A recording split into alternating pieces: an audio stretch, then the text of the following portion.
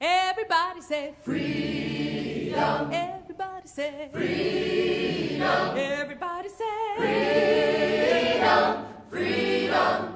Freedom. Sing it over. Freedom. Say it loud.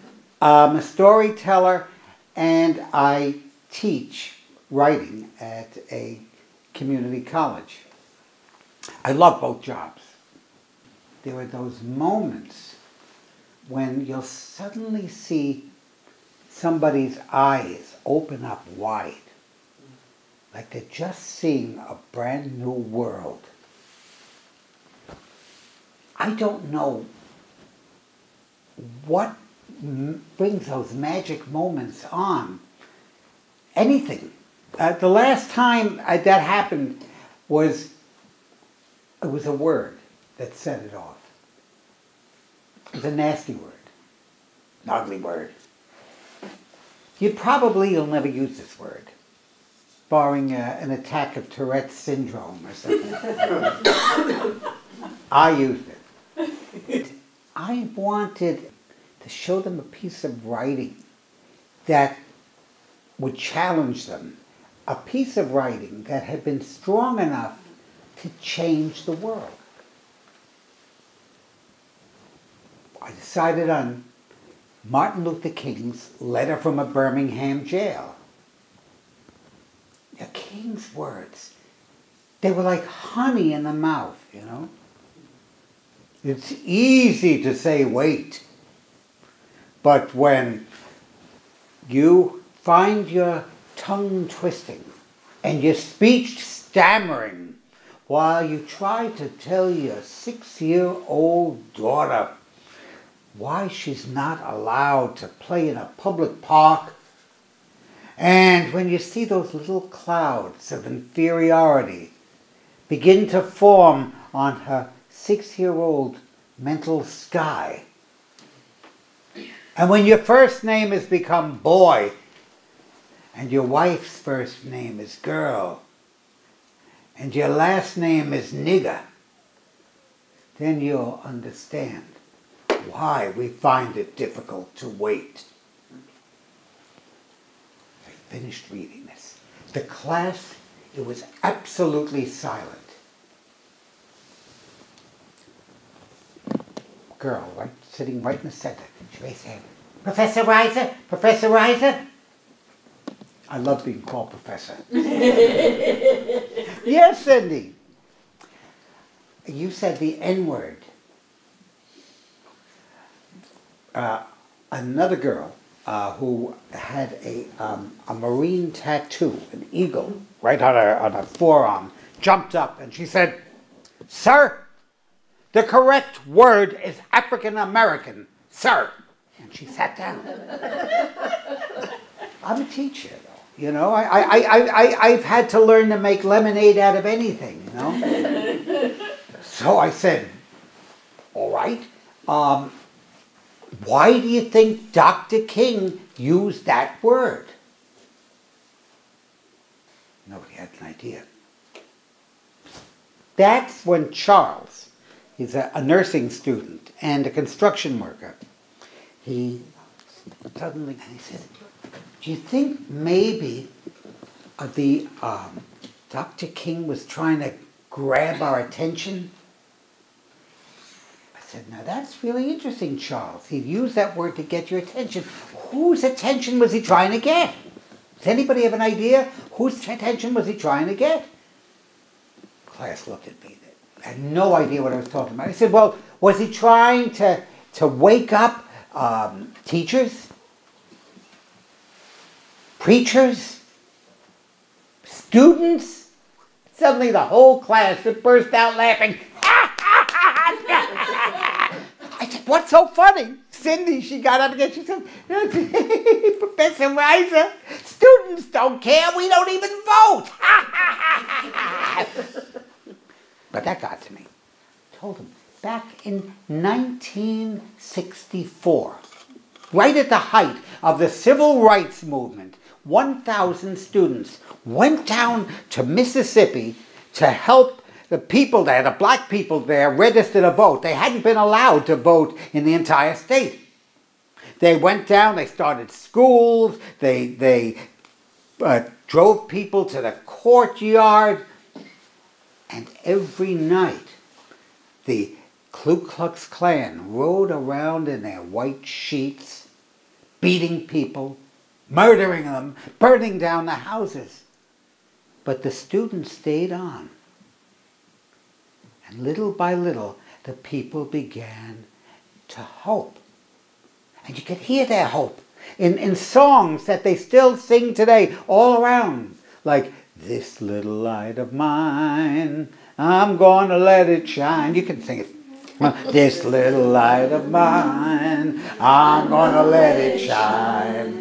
This little light of mine, I'm gonna let it shine. Let it shine, let it shine, let it shine. Well, the students, they joined in just like that. And then afterwards, then Cindy looked up and said, oh, wow, you guys were something. Daisy, she got up, stood at attention. She said, your generation was heroes. You deserve medals. And she sat down again. A guy in the back row, he called himself Bug. He got up and he started singing, bum, bum, bum, bum, bum, bum, bum, bum, bum, bum, bum, bum, bum, the theme from Star Wars. Hey, Charles, he started to moan, we are such weenies. I said, wait. This is turning into a train wreck. In their mind, the 60s, my generation had gotten congealed into this weird mixture of Star Wars and the Brady Bunch. No wonder they were depressed. You know, how can they compete? Then wait, I said. Look, I will tell you what I saw. And then you tell me if we were so different than you. They smelled the story coming. So I started to tell them. I told them that it began for me in 1988. I went to a gathering of folk singers, and I passed a door to a classroom, and on the door was scrawled the word freedom songs. And there was the sound of clapping and shouting and all kinds of noise coming out from there. I opened it up, and suddenly, wham! I got sucked in by this tornado of sound. I have clapping and laughing and shouting and singing. I met this little fire plug of a guy, Matt, and I met this woman with the most electric green eyes I had ever seen, Diane. And this giant of a man in a preacher's collar, Willie. And they were laughing and talking and reminiscing and showing off all the scars from the beatings that they'd taken from the Ku Klux Klan. So I asked them, what was so funny? Diane looked at me like I was simple-minded. What's funny is we're alive. They were the same age I was. But when I was with them, I felt like I was a child. Yet that's when I realized nobody knew these stories. Nobody had really heard about what that whole group had gone through. And that's when I decided to write the book. A year later, I found myself stuck in a box. Literally. I was in the world's slowest elevator in the middle of New York City. It was like dragging me up into this darkness, and then clung, it stopped. And I unhooked the chain. It's supposed to keep you from falling down the elevator shaft. And I called out into the dark hallway, Vic! Now, Matt had told me about Vic. He's a little unpredictable, Bob. But if you're going to write about the movement, you've got to talk to Vic.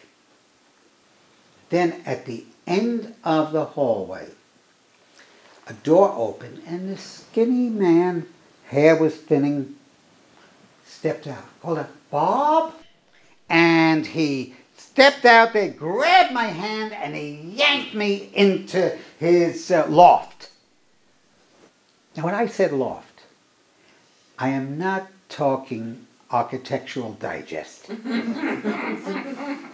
More like a Fellini movie. A mattress in the middle of the floor. There was clothing and books and papers everywhere. Vic, he just knocked some papers off a chair. He said, sit down, Bob, do your thing. So I sat down. I took out my tape recorder and my questions. We got ready. An interview's, it's kind of like a dance. The interviewer leads with the question, and then the interviewee picks up the rhythm, and pretty soon, it's like you're doing this pas de deux, if you're lucky. So I asked Vic the leading question. I said, Vic, what first got you into the movement? He looked at me. He says, Bob, what got you here? The movement's been over for 20 years. Oh, who cares who leads? I answered this question. So I told him about meeting Matt and Diane and Willie. Listen. And he looked at me out of one eye, like a bird. You mean you're looking for heroes? No, I didn't want him to think that. No, not at all. No. And then I remembered what I was looking for. I told him. After all that singing at that gathering, everyone in the room had gotten silent. And they all stood in the middle of the room, crossed arms, and we formed a circle. Left hand over right hand. Held hands, and we started to sing. We shall overcome. We shall overcome. Now, I had sung that song. I had heard that song dozens and dozens of times, but I never had sung that song while holding hands with the people who needed that song to stay alive. I started to shiver. We shall overcome some... And that's all I said, because my voice had turned to a sob. Vic looked at me. So is that what you're looking for? I couldn't speak. I nodded.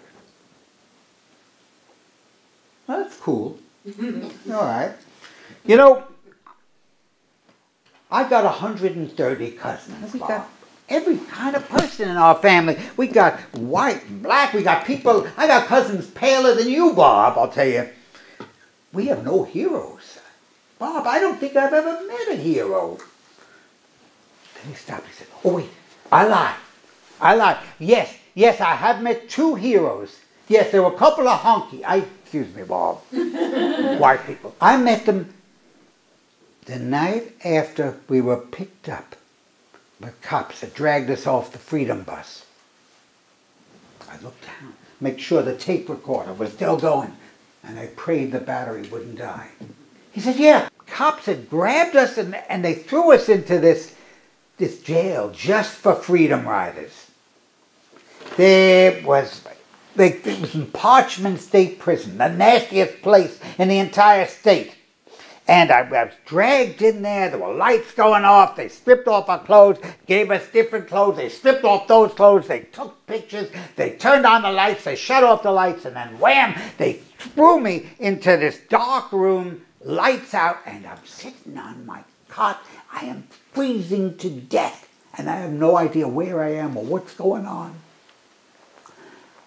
And then out of the dark, I heard this voice singing, I'm on my way to Freedom Land. I know that voice. That's Hollis. So I joined in with him, Bob. I started to sing. We both sang, I'm on my way to Freedom Land. And then, out of the darkness, I heard more and more voices joining, I'm on my way to Freedom Land. We were all here sitting together in the dark. I'm on my way. Great God, I'm on my way. Right then, the lights in the room went on and the guards stomped in and they started screaming, get down, get off your cots and take off your clothes. Sat there staring at him. Looked down. We were only wearing our skivvies. That's the only thing we had on, Bob. I didn't want to take the... Get down there, take off your clothes, now! We jumped down, we jumped on the concrete. We're sitting there and we pull off our skivvies. And now we're sitting there with our butts right on that freezing concrete. I looked up. They were two, the white guys, they were sitting on their cots.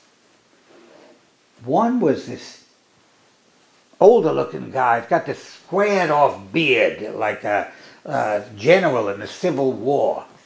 And this other one, this young student type, he's got these round glasses, really thick, that made his eyes look like peas. They are not moving a muscle. The guards scream at him, get down, get off your blocks, take off your clothes. They don't move a muscle. Then the guards start wailing on them with their sticks, get down, get down. Finally, they pick up their mattresses and dump them onto the floor. I realized what it was that Dr. King was always saying. You can't ride a horse if his back won't bend. Oh, these guys were tough. I jumped up on my feet and so did everyone else. And we started singing, I love everybody, I love everybody, I love everybody in my heart. The guards, you know, they hate that song. They know it's being a little ironic, you know. Well, the old guy, he is singing the loudest. He's singing, I love everybody, I love everybody. Well, one of the guards, he goes over to him with a cattle prod, Bob, and he jams it on him, and the man, he falls down onto the ground. He's shaking, his spit's coming out of his mouth, but he keeps on singing. I love everybody. I love the guards at Parchman. Love the guards at Parchman. The guards, they were so disgusted. One of them just spit right at the guy, and they stormed out and locked the door. But Bob, the light stayed on. Those two guys, they were my heroes. Yeah. You asked me why I joined the movement. I joined the joint to find chicks, is why I joined. But those guys, they showed me different. You know what Gandhi said? He said, if we hate them like they hate us, the violence will go on forever. What you got to do, Bob, is like what those guys did. You don't hate, but you don't obey them either. Then nobody owns you. Yeah, they taught me everything I know. And they're my heroes, and I don't even know their names, Bob. So by this point in the interview, the lights in Vic's room had dimmed so badly that I could barely even see his face. But I asked him one last question. What do you do with the anger? I didn't hear anything back from him, and then after a long silence, I heard him say, I'm working on that. I thought he'd say something else, but he never did. So I got to this point in the story, the kids in the room. Most of them are listening now. They're sitting up. Few were snoring, but yeah, most of them are listening. So I went on. I told them that summer I went down to the South. I wanted to walk the streets. I wanted to talk to the people. And the South, I found, was nothing like what I expected. Even Winona, Mississippi, that's the birthplace of the Ku Klux Klan, was this pretty town with these, just very sweet two-bedroom bungalows, green lawns. And then I got out onto Route 8, and I stopped at a convenience store for a 7-Up. And on the way out, I saw an old man trying to come into the store. So I held open the door for him. He just stood outside. I opened it really wide. I gave him a big smile. I held it open. Finally, he scuttled past me as fast as he could, going, "Thank you, sir. Thank you, sir. Thank you, sir." And he went inside. I walked outside. And in that heat, I was shivering. I had just tasted absolute power. The power to terrify an old man. It tasted rotten. But that old man, he remembered that when he was young, from New York, didn't know any better, was lynched. He was beaten to death and then thrown in the river for daring to speak to a white woman in a convenience store just like that. And that old man, he had probably warned his children, and his children had warned their children. The burning crosses, the blood on the street, all the things I was afraid of, they were still there, but they were inside. Well, by now the students were listening well. So I got to 1990.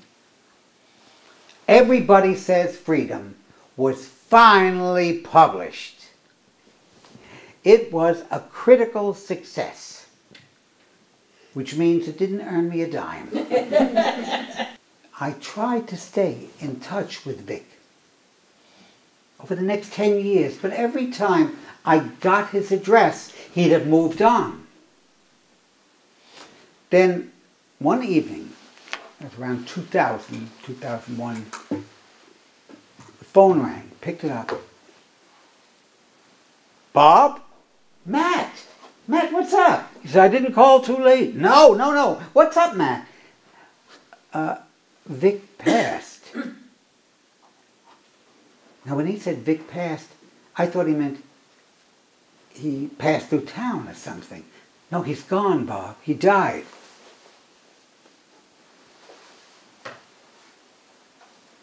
I had no idea what to say. "Well, when's the service?" Everywhere there are children running around and round in circles. There are bankers and farmers in their boiled shirts and ladies in sunbonnets. And off to the side, there is this group of men, big men, standing there. They look like trees, like this, their arms folded. They're wearing these leather vests. Their biceps, they got these big tattoos, big biker tattoos. I'm riding high, and Jesus rides a Harley, like that. Matt tapped me on the shoulder. He pointed down to the crowd. He says, "You see that fellow over there?" And he pointed to the fellow who was shaking hands with everyone. Had this red bow tie. He says, "That's Cousin Reverend Milton. He knew Vic better than anyone in the world." Then we heard Reverend Milton's voice ring out. "Cousins, friends, if there is any comfort from the pain of having a loved one die, it is remembering what they gave us while they were still here. Do you know what I'm talking about, Cousin Samuel?" And he looked over at I'm riding high, riding high. Scuffed his feet. Yeah, I know. That's right. Yeah, it's true that Vic was no angel. He could be rude. People went, "Oh yeah." But he could be kind. Yes. He could be loud. "Oh yeah," people said. And then suddenly, everything stopped. I turned to follow glances as everyone was staring, and then I saw on the hill behind us stood 6 apparitions from Birth of a Nation. Their white sheets flapped in the hot wind. There were just 2 holes where their eyes should be. In fact, the only human thing about them was the red Mississippi mud on their shoes. Matt groaned. "The Klan!" Milton, he yelled out, "Ignore them! They're from the past! They shouldn't be here!" But people couldn't ignore them. They kept staring at them. I'm riding high and his motorcycle posse. They huddled together and they started whispering. Suddenly, the Klan started moving down the hill. People started to pull their children closer. There was a shout and a shot. Bang! I threw myself onto the ground. I nearly soiled myself. I looked up. Everything was frozen. Nothing was moving. Reverend Milton, he was shielding a group of children. I'm riding high. He was standing with his gun pointed up in the air. The Klan was starting to reach for weapons. That's when Matt screamed out at the top of his lungs, "Freedom!" And Milton and Diane, they jumped up onto their feet and they called out, "Everybody, say freedom!" And one by one, voices started coming out. Freedom, freedom, freedom. And it became a song in Mississippi. Freedom, freedom, freedom, freedom, freedom. And for one incredible moment, bikers and bankers and 130 Morgan cousins were singing at the top of their lungs and singing together in the graveyard. Freedom, freedom, freedom, freedom, freedom. We all circled around Vic's grave turned outwards so we could face the other clan, joined hands, and began that song. We shall overcome. I could feel that shiver going through me. We shall overcome. I could feel that electricity. We shall overcome today. And just like that time, 10 years before, my voice broke and a sob came out. I looked around. On the hill, the clan was gone. Afterwards, after the service was over, people were gathering around Vic's grave and they were hugging and they were promising to stay in touch and exchanging phone numbers. And I saw this middle-aged man kneeling by the graveside. He was putting down an offering. And then I saw what it was. It was a white sheet with 2 holes in it, and it had been cut to ribbons. The man got up, caught my eye. When I saw the red mud on his shoes. And he stared at me for the longest time. Finally, sorry. And he turned and he walked away.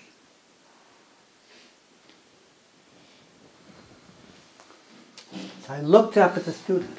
I told him, thanks to Vic, I found what I was looking for. And it wasn't heroes. Heroes are wonderful. They're role models. They're teachers. But they don't change the world. You know who changes the world, I said? And I didn't know how to say it so they believed me. I said, do you remember that word that Dr. King used in his letter from a Birmingham jail? No, not yet. I remember that. Who was he trying to wake up? Whose attention was he trying to get? I looked around and I saw Charles's face suddenly go wide, and his eyes lit up like he had seen a world that he had never imagined was there. I put my fingers to my lips. I didn't want him to say anything. I looked around the classroom at the students, and one by one I saw their eyes light up like stars. They know who Dr. King was speaking to. Don't you?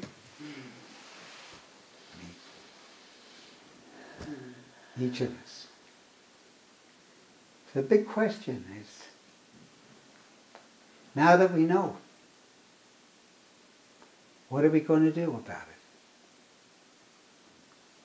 We're going to do what the spirits say do. We're going to do what the spirits say do. When the spirits say do, we're going to do what we got to do. We're going to do what the spirits say do. Thank you.